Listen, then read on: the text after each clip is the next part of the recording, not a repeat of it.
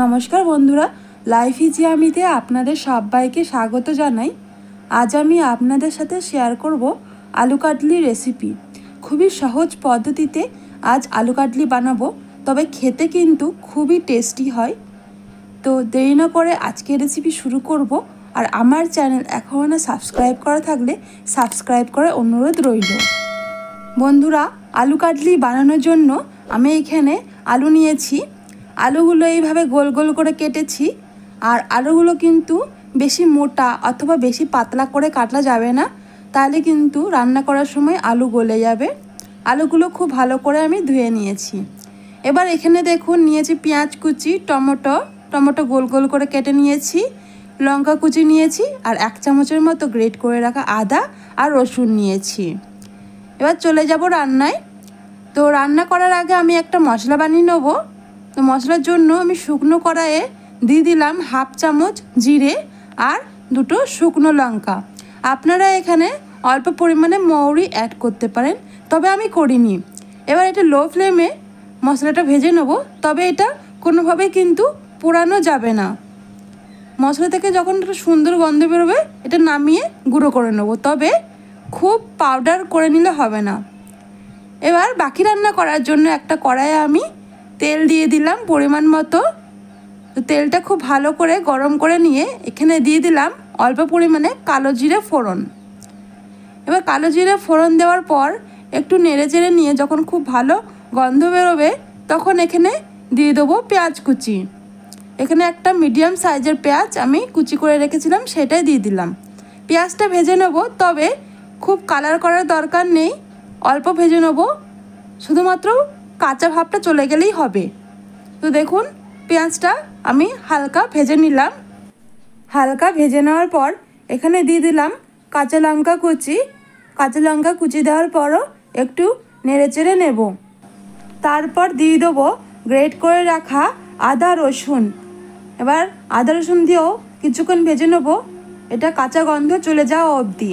বন্ধুরা, আপনাদের যদি ভিডিওটি ভালো লেগে থাকে তাহলে অবশ্যই কিন্তু ভিডিওটিতে একটি লাইক করে দেবেন। আর এইভাবে আলু কাটলি আপনারাও কিন্তু বাড়িতে বানিয়ে খাবেন। তো দেখুন এটা কিন্তু ভাজা হয়ে গেছে। এবার আমি যে আলুগুলো কেটে রেখেছিলাম সে আলুগুলো দিয়ে দিলাম। এবার এটা আমি 1 মিনিটের মতো নেড়ে চেড়ে নেব। এবার আমি এখানে অ্যাড করে দেবো 1/2 চামচের মতো হলুদ গুঁড়ো আর 1/2 চামচের মতো কাশ্মীরি লাল লঙ্কার গুঁড়ো। এবার এটা আমি নেড়ে চেড়ে ভেজে নেব। কাশ্মীরি লাল লঙ্কার গুঁড়ো দেওয়ার জন্য আলু কাটলির রঙটা দেখুন কত সুন্দর এসছে। তো এবার এটা আমি কিছুক্ষণ এইভাবেই কিন্তু লো টু মিডিয়াম ফ্লেমে রেখে ভেজে নেব। তারপর এখানে অ্যাড করে দেবো টমেটো। তো টমেটোগুলো অ্যাড করে দিয়ে এটা আবারও আমি নেড়ে চেড়ে নেব। এবার টমেটো খুব তাড়াতাড়ি গলে যাওয়ার জন্য আর আলুটা খুব ভালো মতো সেদ্ধ হওয়ার জন্য এখানে দিয়ে দিলাম 1/2 চামচের মতো সাদা নুন আর 1/2 চামচের মতো বিট নুন। বিট নুনটা দিলে একটা চটপটা টেস্ট আসবে, তাই বিট নুনটা দিয়েছি। আপনাদের স্বাদ অনুযায়ী এই 2টো নুন অ্যাড করে দেবেন। তো অ্যাড করার পর খুব ভালো করে নেড়ে চেড়ে মিশিয়ে নেব।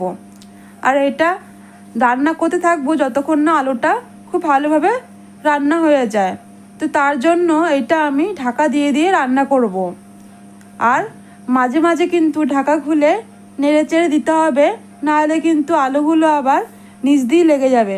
তো দেখুন ঢাকা দিয়ে আমি 1-2 মিনিট রাখার পর আবারও ঢাকনা খুলে আমি নেড়ে চেড়ে নিলাম।